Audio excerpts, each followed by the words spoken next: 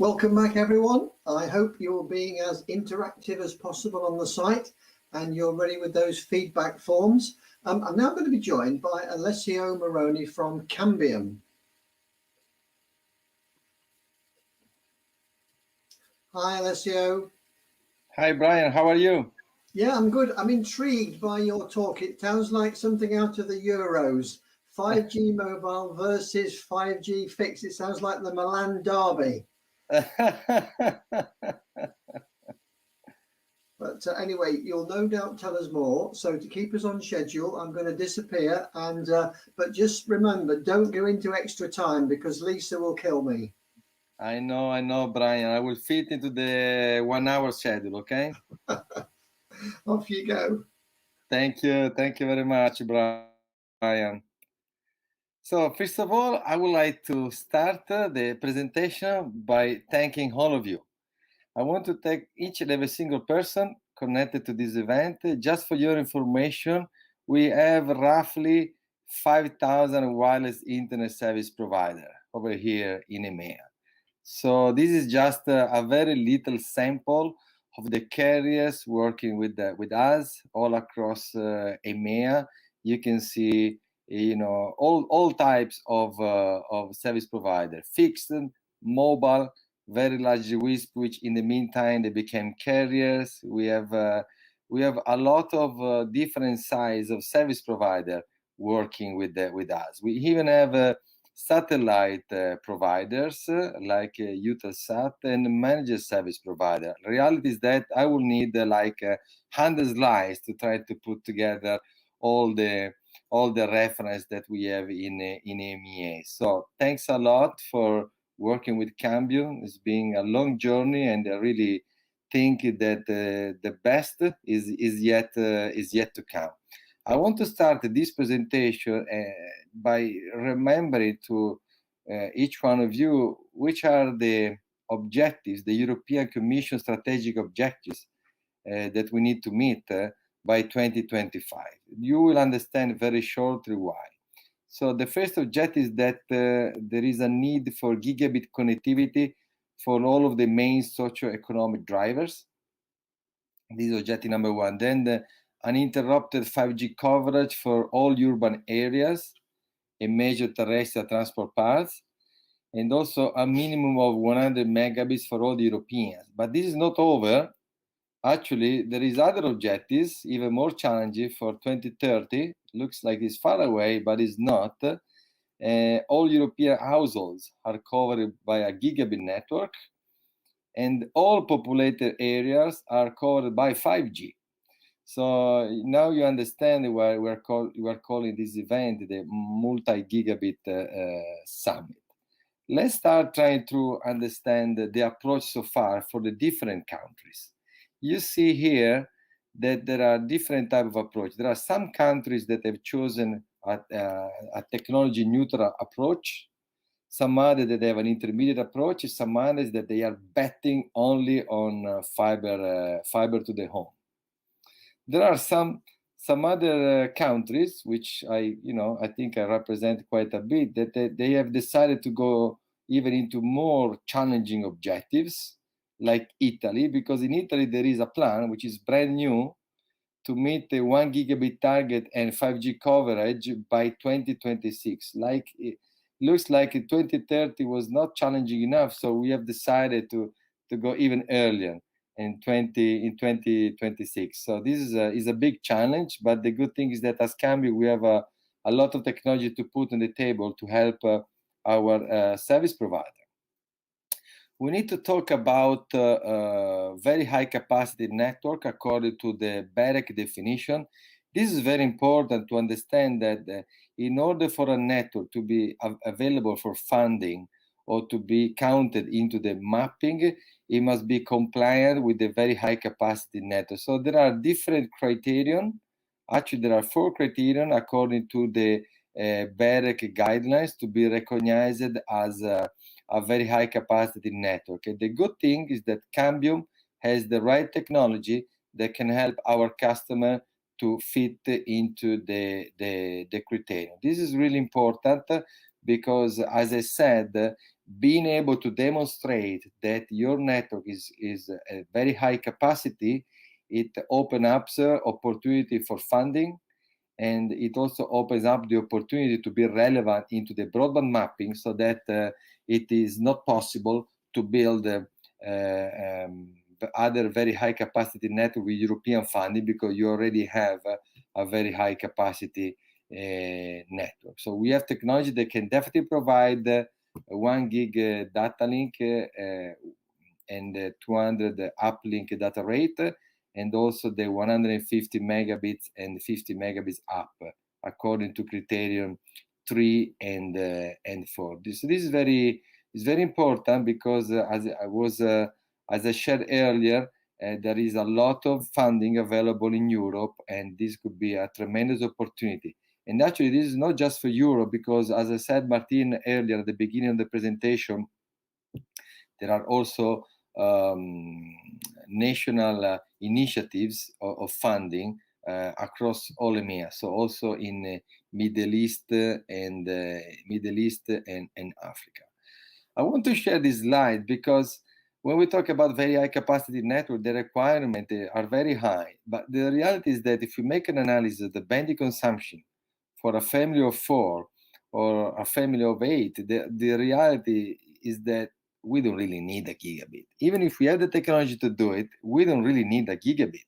Even if we have people in the house using Zoom, Prime, YouTube, Netflix, still the average bandwidth consumption is far away from the very high capacity requirement according to the Bereg guidelines. So in a family of 4, actually 25 megabits are good enough. In a family of 8, 40 megabits. Doesn't really matter to us. We have the technology to fit the very high capacity requirement, but we need to also be able to recognize the difference between marketing and technical requirements. So I also want to talk about fiber optics. I know that Scott covered this topic. I want to talk about fiber optic as well before going into the 5G, because the reality is that fiber optic is an amazing technology, but is definitely focused on high dense urban area where you have a lot of customers concentrated in very short distance. In the rural and suburban area, it's very challenging. So even with the available funding, it becomes very difficult to roll out fiber to the home networks. So this is really the geographical areas that we need to address. We need to bring the gigabit speed, and it's going to be very challenging to use fiber optic. The return of investment will never be reached.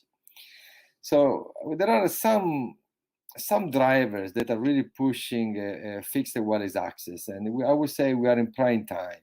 So first of all, did you know that up to 50% of world population is still waiting for reliable broadband access? A lot of people doesn't even have a chance to work from home. This could be seen, as a bad thing or as a good thing. I see this as a great opportunity, because it means that we can bring our technology, we can use fixed wireless access to address these needs. And fixed wireless access has never been so strong. There are a lot of reasons behind. There is the release of new spectrum. There is the lower cost per megabit, and therefore lower cost per house passed. There is a lower capex investment compared to fiber to the optic, fiber to the home. It's much easier from a rollout point of view. So it's easy to deploy and fast to deploy. It's very, very, very flexible. So the reality is that this is the right moment for fixed wireless access, and we are seeing a lot of large service providers, both mobile and fixed, that are now approaching us like it has never happened in the past. So this is really prime time for fixed wireless access. I thought that the golden age of wireless broadband was a few years ago. I think now we are in the diamond age of fixed wireless broadband. So really, this is the right moment to invest even further and bring fixed wireless access to the place that it deserves. So talking about the fixed broadband landscape for this year, you can see in these slides that the market from remote rural to urban is divided between a local ISP and a service provider, both mobile and fixed. And the reality is that the mobile market is pretty much saturated, definitely in Europe and also in many other developing countries. Therefore, the mobile provider are trying to go into the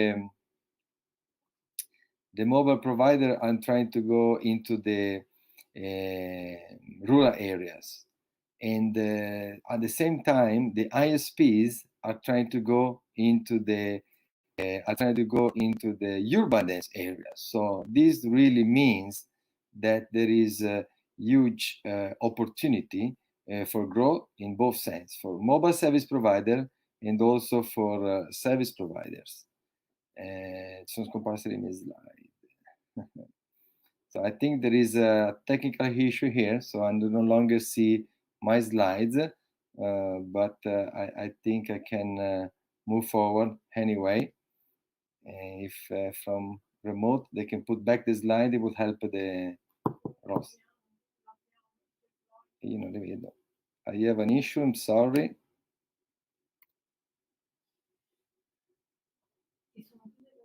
Sì, stanno riapparendo. Le vedete?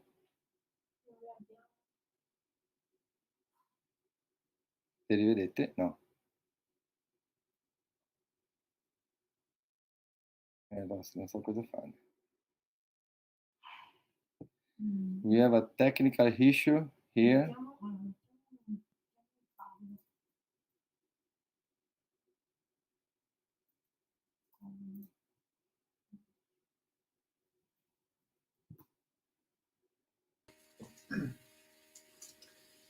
Brian, we have some technical issues here. Well, look, don't worry. Perhaps it's those pesky hackers again trying to do some damage to us. I've got a question for you in the meantime, if you like, while you're still looking at that. Sure. Will that help you? So what I've been asked actually already is, how can a WISP stay competitive in the current market, and what sort of strategic choices would you recommend it make?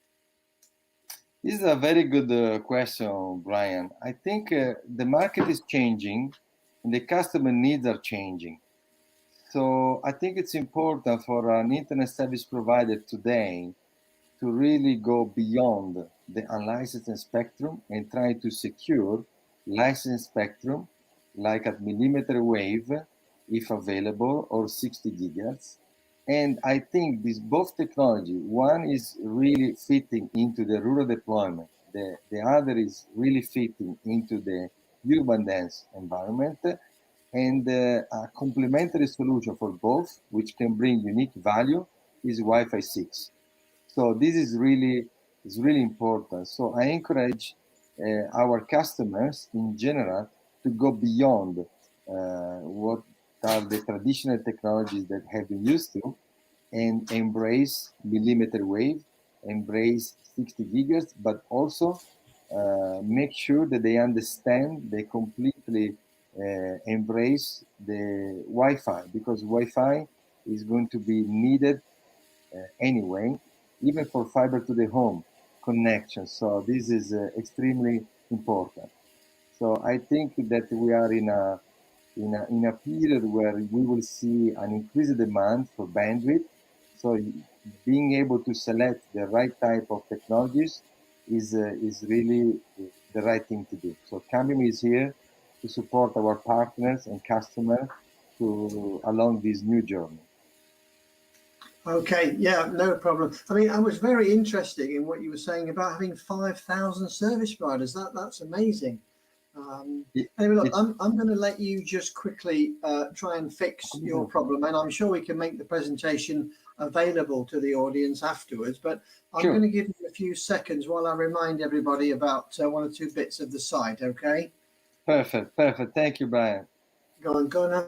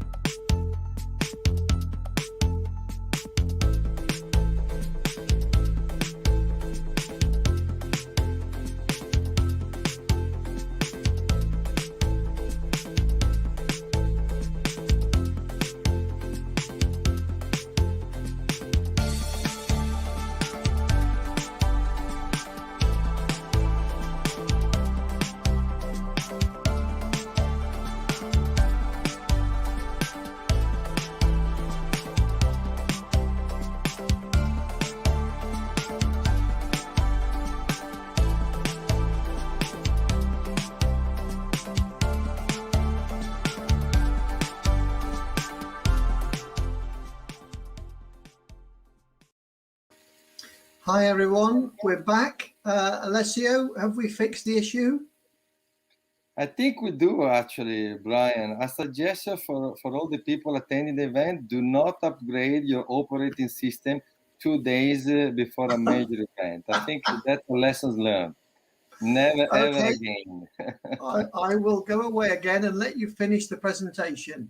Perfect. Thanks a lot, Brian. Reality is that we stopped just before our very important 5G fixed position.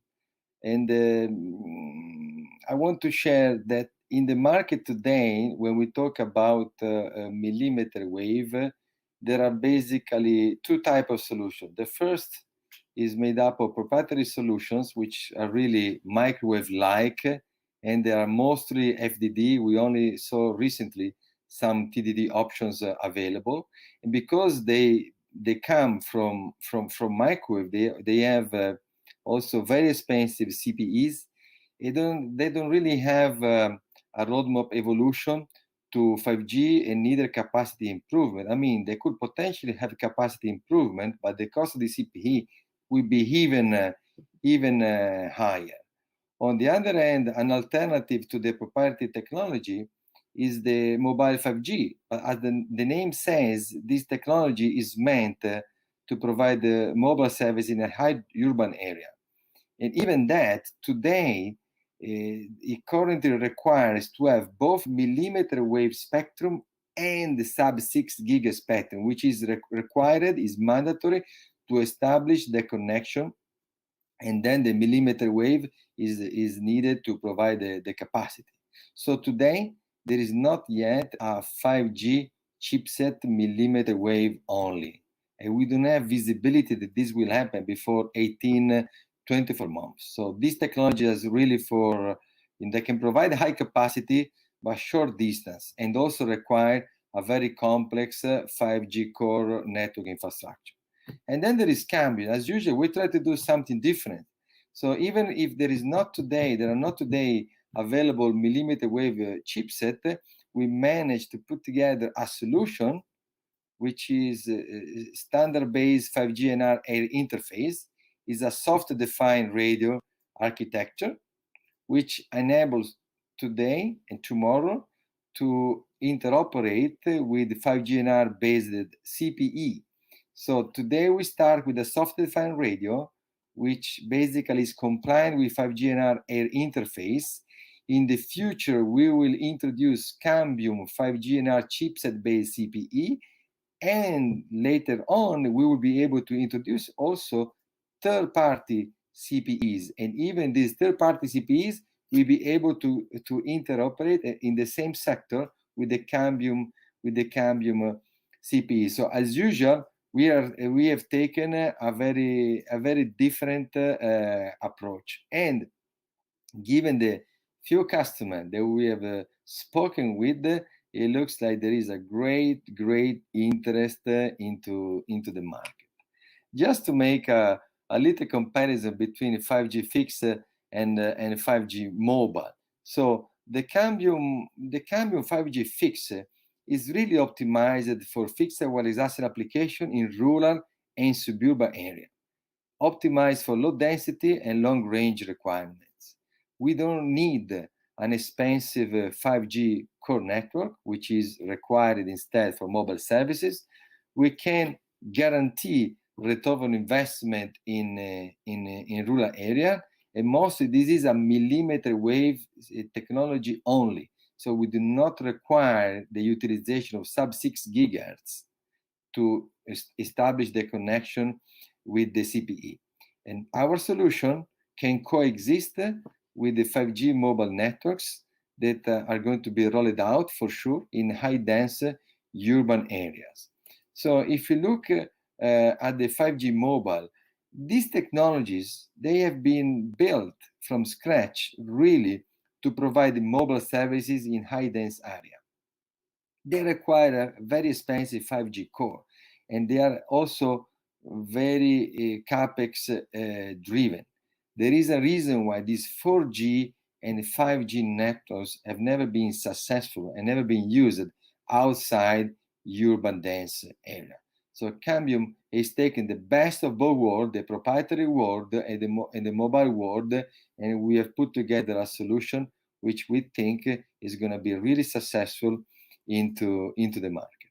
I want to conclude my presentation with a very short call to action for all of you. First of all, verify local spectrum availability for 26 and 28 gigas. This is very important because in some countries this is not yet regulated. There could be opportunity for you, so make sure what are the rules to have access to this spectrum, because it will enable you to provide the gigabit connectivity. Collaborate, if possible, with local service provider association to make sure that fixed wireless access is recognized as a very high capacity network according to the Bereg guidelines. And why do I keep repeating this? For a very simple reason. This is very important for the funding, specifically for Europe. If your network is recognized as very high capacity, you will be eligible for funding. If your network is recognized as very high capacity, it will be mapped, and therefore it will be not possible to fund with the European money, with the public money in general, to fund additional very high capacity network.